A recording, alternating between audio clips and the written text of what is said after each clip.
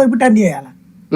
అది ప్రశాంతంగా అయితే ఎన్నికలు జరగలేదని అనుకోవాలి. ఇటువంటి గొడవలు చూసినప్పుడు పల్నాడు చెదురుమోదురు సంఘటనలు టోటల్ గా రాష్ట్రంలో చూసుకున్నప్పుడు ఇంతకుముందు ఇంకా పెద్ద జరిగినాయి, మర్డర్లు జరిగినాయి కదా క్రిమినల్ ఎలక్షన్స్ అప్పుడు కూడా 2 చచ్చిపోయారు. అప్పుడు ఈవీఎంలే పగలగొట్టేసి నిన్న కూడా ఈవీఎంల మీదకి వెళ్ళారు. కానీ డాటా బేసిక్ గా అయితే నా దృష్టిలో ఆ 106 స్థానాల్లో కనీసం 30 చోట్ల రీపోలింగ్ పెట్టాలి. కాకపోతే రాజకీయ పార్టీలు అడగల ఇక్కడ, అది అసలు విషయం.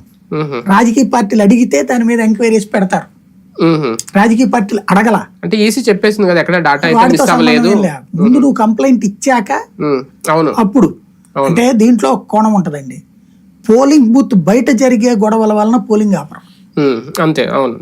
పోలింగ్ బూత్ లోపల ఏదన్నా జరిగి అయితే ఇప్పుడు జోగి రమేష్ దగ్గరది పోలింగ్ బూత్ లోపల కాకుండా పోలింగ్ బూత్ ఆవరణలో పోలింగ్ జరిగే ఆవరణ.